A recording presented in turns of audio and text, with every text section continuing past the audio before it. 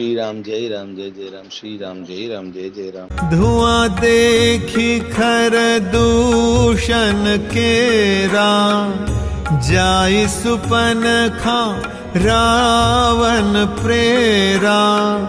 बोली बचन क्रोध करी भारी, देश कोस कै सुरति बिसारी। करसी पान सोवसी दिनु राती, सुधि नहीं तव सिर पर आराती। राजनीति बिनु धन बिनु धर्मा, हरि समर्पे बिनु सत्कर्मा। विद्या बिनु विवेक उपजाए, श्रम फल पढ़े किए अरु पाए।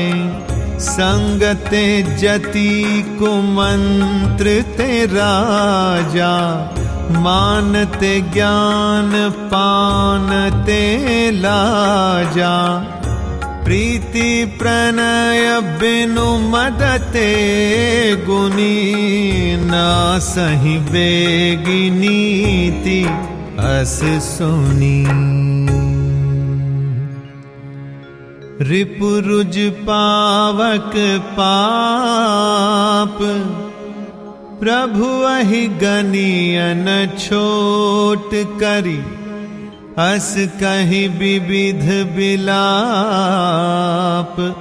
करि लागी रोदन करन।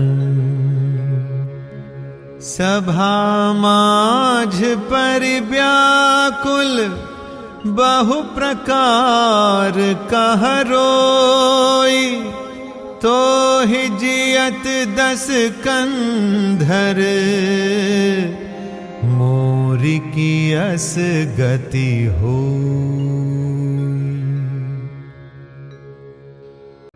खर दूषण का विध्वंस देखकर शूर्पणखा ने जाकर रावण को भड़काया। वह बड़ा क्रोध करके वचन बोली, तूने देश और खजाने की सुधि ही बुला दी। शराब पी लेता है और दिन रात पड़ा सोता रहता है। तुझे खबर नहीं कि शत्रु तेरे सिर पर खड़ा है। नीति के बिना राज्य और धर्म के बिना धन प्राप्त करने से, भगवान को समर्पण किए बिना उत्तम कर्म करने से और विवेक उत्पन्न किए बिना विद्या पढ़ने से परिणाम में श्रम ही हाथ लगता है। विषयों के संग से सन्यासी, बुरी सलाह से राजा, मान से ज्ञान, मदिरा पान से लज्जा, नम्रता के बिना प्रीति और मद से गुणवान शीघ्र ही नष्ट हो जाते हैं। इस प्रकार नीति मैंने सुनी है। शत्रु, रोग, अग्नि, पाप, स्वामी और सर्प को छोटा करके नहीं समझना चाहिए। ऐसा कहकर शूर्पणखा अनेक प्रकार से विलाप करके रोने लगी।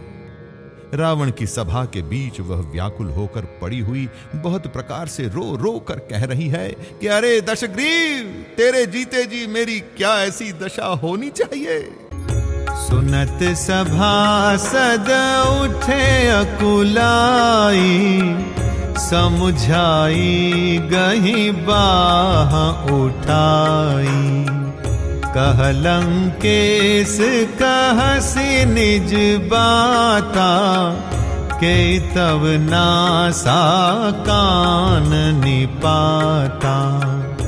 अवध नृपति दशरथ के जाए, पुरुष सिंह बन खेलन आए। समुझि परी मोहि उन्ह कै करनी, रहित निसाचर करिहहि धरनी। जिन्ह कर भुज बल पाई दसानन, अभय भय विचरत मुनि कानन। देखत बालक काल समाना, परम धीर धन्वी गुण नाना। अतुलित बल प्रताप द्वौ भ्राता, खल बधरत सुर मुनि सुखदाता। शोभा धाम राम अस नामा, तिन्हके संग नारी एक श्यामा। रूप राशि विधि नारी सवारी, रति सत कोटि तासु बलिहारी। तासु अनुज काटे श्रुति नासा, सुनि तब भगिनी करहि परिहासा। खर दूषण सुनि लगे पुकारा, छन महु सकल कटक उन्ह मारा।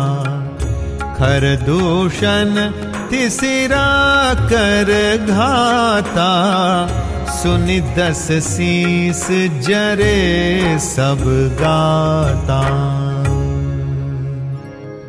सूपनखहि समुझाई करी, बल बोले सी बहु भांति।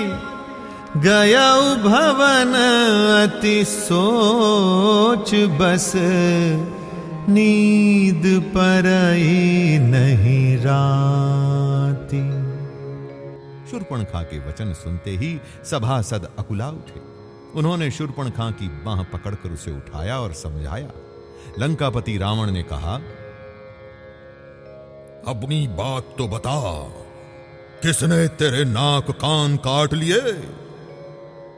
वह बोली, अयोध्या के राजा दशरथ के पुत्र, जो पुरुषों में सिंह के समान हैं, वन में शिकार खेलने आए हैं। मुझे उनकी करनी ऐसी समझ पड़ी है कि वे पृथ्वी को राक्षसों से रहित कर देंगे। जिनकी भुजाओं का बल पाकर हे दशमुख मुनि लोग वन में निर्भय होकर विचरने लगे हैं। वे देखने में तो बालक हैं, पर हैं काल के समान। वे परम धीर, श्रेष्ठ धनुर्धर और अनेकों गुणों से युक्त हैं। दोनों भाइयों का बल और प्रताप अतुलनीय है। वे दुष्टों का वध करने में लगे हैं और देवता तथा मुनियों को सुख देने वाले हैं। वे शोभा के धाम हैं। राम ऐसा उनका नाम है। उनके साथ एक तरुणी सुंदर स्त्री है।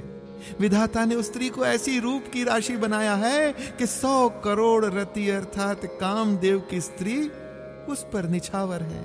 उन्हीं के छोटे भाई ने मेरे नाक और कान काट डाले।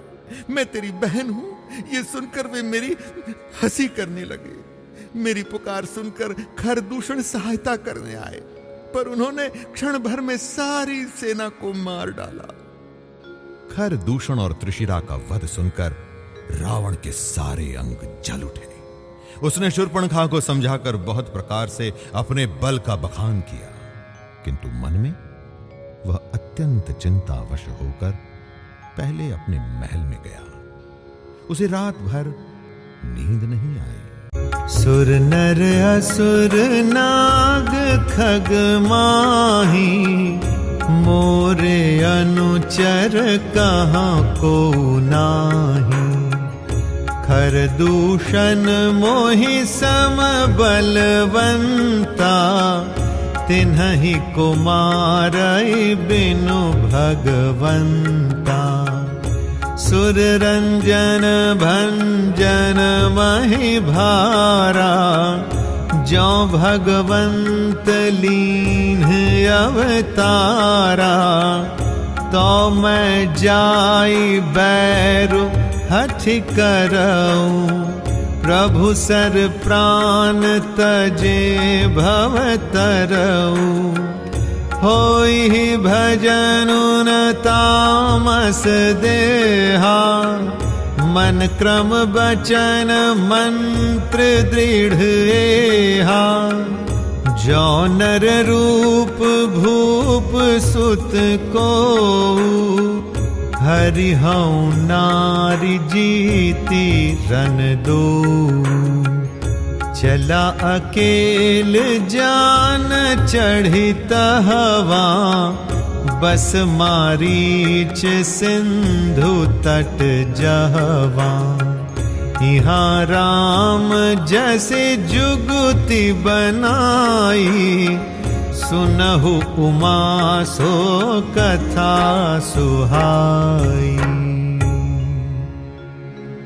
लक्ष्मण गए बनहि जब लेन मूल फल कंद। जनक सुतासन बोले बिहसि कृपा सुख वृंद। वह मन ही मन विचार करने लगा, देवता, मनुष्य, असुर, नाग और पक्षियों में कोई ऐसा नहीं जो मेरे सेवक को भी पा सके। खर दूषण तो मेरे ही समान बलवान थे, उन्हें भगवान के सिवा और कौन मार सकता है।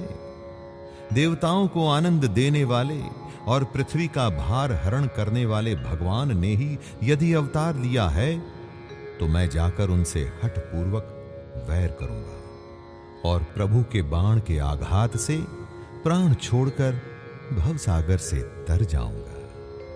इस तामस शरीर से भजन तो होगा नहीं, अतएव मन, वचन और कर्म से यही दृढ़ निश्चय है। और यदि वे मनुष्य रूप कोई राजकुमार होंगे तो उन दोनों को रण में जीतकर उनकी स्त्री को हर लूंगा। राक्षसों की भयानक सेना आ गई है। जानकी जी को लेकर तुम पर्वत की कंदरा में चले जाओ, सावधान रहना। प्रभु श्री रामचंद्र जी के वचन सुनकर लक्ष्मण जी हाथ में धनुष बाण लिए श्री सीता जी सहित चले। लक्ष्मण जी जब कंद मूल फल लेने के लिए वन में गए तब अकेले में कृपा और सुख के समूह श्री रामचंद्र जी हंसकर जानकी जी से बोले, सुनहु प्रिया व्रत रुचिर सुशीला। मैं कछु कर बिललित नर लीला। तुम पावक महो करहु निवासा। जो लगी करो निशाचर नासा। जब ही राम सब कहा बखानी। प्रभु पद धरी अनल समानी। निज प्रतिबिंब राखी तहाँ सीता। तैसै सील रूप सुविनीता। लक्ष्मण हूँ यह मरमु न जाना। जो कछु चरित रचा भगवाना। 10 मुख गयो जहाँ मारीचा। नाई माथ स्वारथ रत नीचा। नवनी नीच के अति दुखदाई। जिमि अंकुश धनु उरग बिलाई। भयदायक खल के प्रिय बानी। जिमि अकाल के कुसुम भवानी। हे प्रिय, हे सुंदर पतिव्रत धर्म का पालन करने वाली सुशीले, सुनो, मैं अब कुछ मनोहर मनुष्य लीला करूंगा। इसलिए जब तक मैं राक्षसों का नाश करूं तब तक तुम अग्नि में निवास करो। श्री राम जी ने ज्यों ही सब समझाकर कहा त्यों ही श्री सीता जी प्रभु के चरणों को हृदय में धरकर अग्नि में समा गई। सीता जी ने अपनी ही छाया मूर्ति वहां रख दी, जो उनके जैसे ही शील स्वभाव और रूप वाली तथा वैसे ही विनम्र थी। भगवान ने जो कुछ लीला रची, इस रहस्य को लक्ष्मण जी ने भी नहीं जाना। स्वार्थ परायण और नीच रावण वहां गया जहां मारीच था और उसको सिर नवाया। नीच का झुकना अर्थात नम्रता भी अत्यंत दुखदायी होता है, जैसे अंकुश, धनुष, सांप और बिल्ली का झुकना।